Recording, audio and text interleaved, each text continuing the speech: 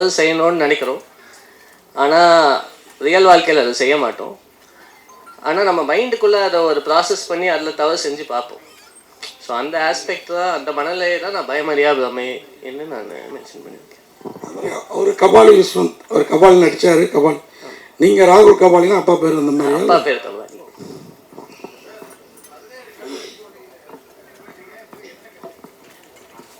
நான் அது ஒரு பெரிய கதை, ஒன்றும் கற்றுக்காதனால தான் படம் எடுக்க வந்திருக்கிறாருன்னு நினைக்கிறேன்.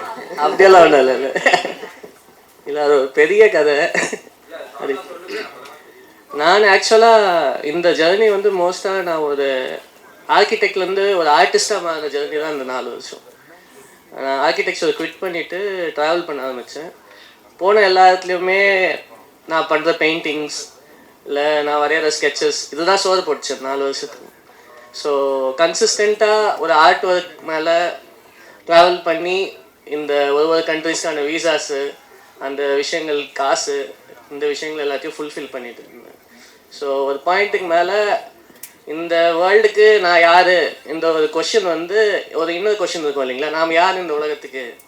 என்னை பொறுத்த வரைக்கும் நான் ஒரு ஹானஸ்டான ஆர்டிஸ்ட். அந்த ஒரு விஷயத்தை நான் உணர்ந்தேன்.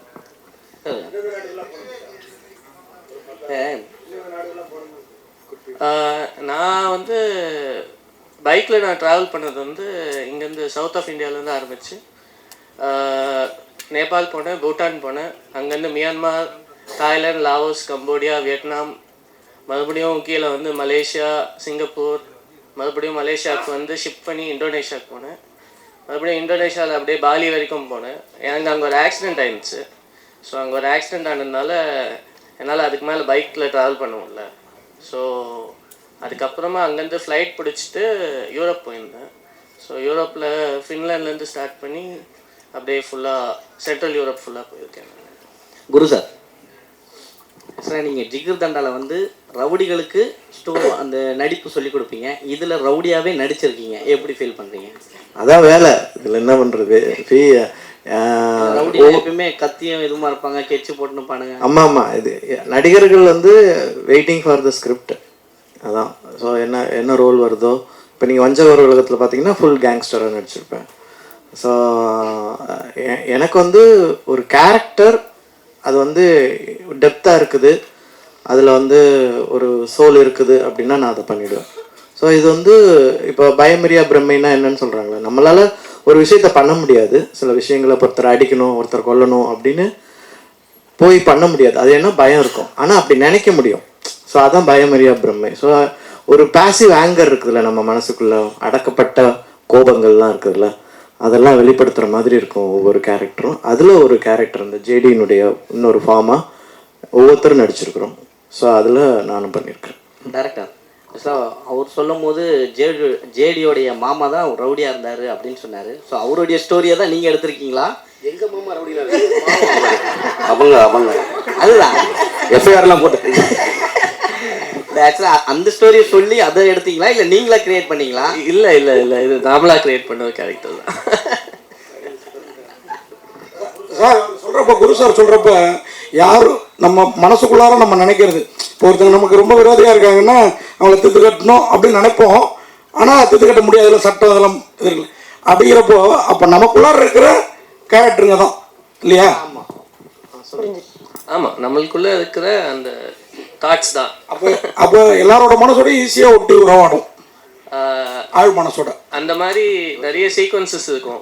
அதாவது 2-3 சீக்வன்ஸாவது ஒருத்தவங்களோட கண்டிப்பாக கனெக்ட் ஆகும். இது இவருடைய கொஸ்டின் தான், ஆனால் நான் கேட்குறேன் தாட்டி. இல்லை, எப்பவுமே கேங்ஸ்டர்ஸு இந்த ரவுடி அப்படின்னாவே ஒரு டான்ஸு, ஒரு மாடல் அந்த மாதிரி உள்ள இருக்கும் ஐட்டம் சாங் ஏதாவது. உங்களில் என்ன ரொம்ப சைலண்ட்டாகவே இருந்தது? படத்தில் பாட்டே இல்லைங்க. ஏன், என்ன காரணம்? ஏதாவது முக்கியமாக? ஏன்னா இப்போ வர படங்களில் மோஸ்ட்லி பார்த்தா மகாராஜாவில் கூட கிடையாது. இல்லை, தேவைப்படல. நம்ம ஒரு மூடோட ஒரு நரேட்டிவ்க்குள்ளே போகிறோம். ஸோ கஷ்டமான வேலையே ஆடியன்ஸ் அந்த மூடோட அந்த நரேட்டிவ் ஃபாலோ பண்ண வைக்கிறது தான். ஸோ இந்த ஒரு விஷயத்தில் நான் எப்போவுமே இந்த மாதிரி தான் இருப்பேன்.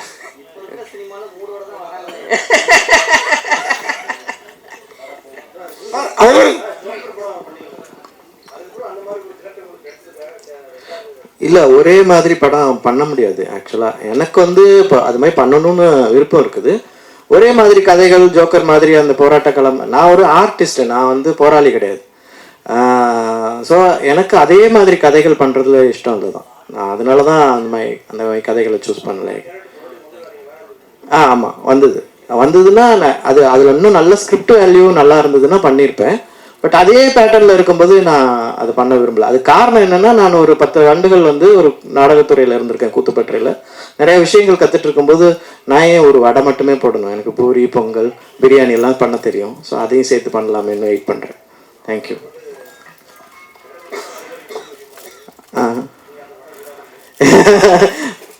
Okay thank you. டேரக்டர் சார், அதே மாதிரி இந்த ஜாக்கு அவரை விட அவரோட கார் இந்த பிங்க் கலர் ஒரு ஃபியேட்டில் சுற்றிட்டு இருப்பார். நீங்கள் தானே அது பிங்க் கலர் ஃபியேட் இல்லையா? அதை விடுங்க. அப்படின்னா இந்த படத்தில் ஒரு கார் வருது இல்லை, நீங்களும் நிறைய ட்ராவல் பண்ணதா சொன்னீங்க. அந்த கார் என்ன காரு? இது அதுவும் ஒரு கேரக்டரா படத்தில்? அந்த கார் ஆக்சுவலாக ஒரு கேரக்டர்னே சொல்லலாம் படத்தில். எல்லா கேரக்டரோட ட்ராவல் ஆகும் அந்த கார். Contest sir.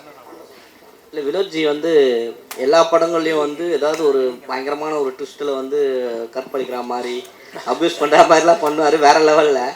பட் இந்த படத்தில் வந்து வேற மாதிரி டைரியை புரட்டி ஒரு பத்திரிக்கையாளர் மாதிரி உட்கார வச்சிருக்கீங்களா, என்ன காரணம்? அவர் இந்த படத்தில் ஒரு ரைட்டர் தான். அது நீங்கள் தான் சொல்லணும். சார், இது கமர்ஷியல் படமா ஆர்ட் படமா? கமர்ஷியலாக ஆர்ட் கலந்து படமா?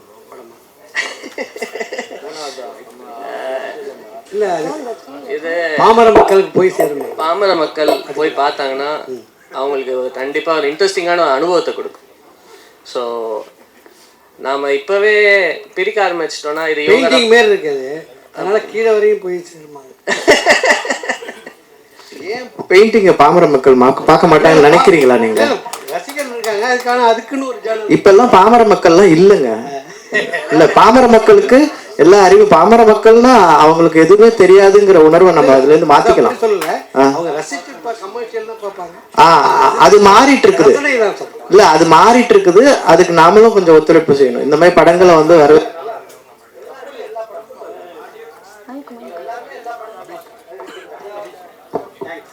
சார். டாக்டர் சார்,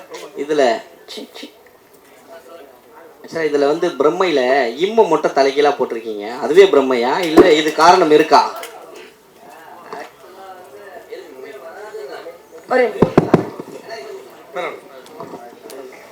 ஆக்சுவலாக அந்த இம்மே வராது. ஸோ அது நான் டிசைன் இந்த மாதிரி தான்.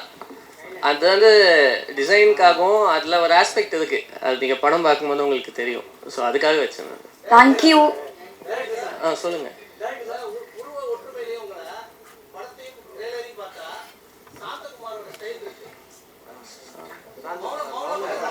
மௌனகுரு. ஓகே.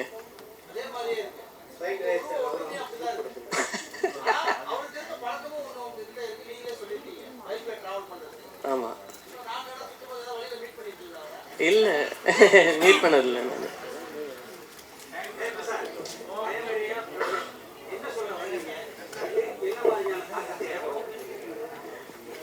இது ஓகே. நாம் வந்து இது வந்து ஒரு தீசிஸ் மாதிரி ஒரு பர்டிகுலர் சப்ஜெக்ட், ஒரு ஐடியாவை தான் டிஸ்கஸ் பண்ணியிருக்கோம் படம் ஃபுல்லாகவே. எது கரெக்டு எது தவறு, இந்த ஒரு ஆஸ்பெக்ட் ஒன்று இருக்கும். அந்த ஒரு ஆஸ்பெக்ட்குள்ளே போகிற ஒரு கான்வர்சேஷன் தான் இந்த ஒரு படம். இது வந்து என்ன மாதிரி தாக்கத்தை உருவாக்கும்னா, நீங்கள் பார்க்கும் போது இல்லைன்னா மக்கள் இந்த படங்களை போய் பார்க்கும் போது ஏதோ ஒன்று வித்தியாசமாக பார்த்தோண்டா அந்த ஒரு ஃபீலிங் உருவாக்கும். அதுக்காக எடுத்த படம். தேங்க்யூ. குரூப் ஃபோட்டோக்கான டைம்.